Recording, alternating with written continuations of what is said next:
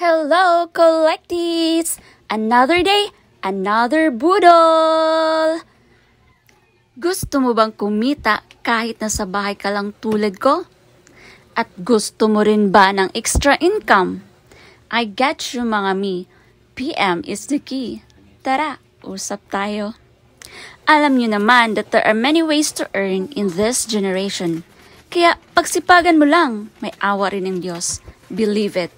Kung wala ka pang puhunan, ay pwede ka namang mag-affiliate o di kaya mag-Shopee Pay o di kaya manghiram ng pera para makakuha ka ng stocks. Pero syempre, bayaran mo rin ito on time para makabuild ka ng trust.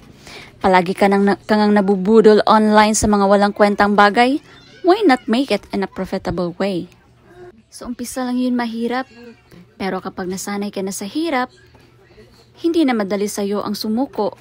Ika nga, you'll never know unless you try.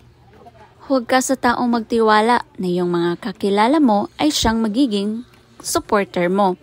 Sa Diyos mo ibigay ang iyong tiwala sapagkat siya ang magbibigay sa iyo ng mga customer na bibili sa iyo nang hindi mo inaasahan.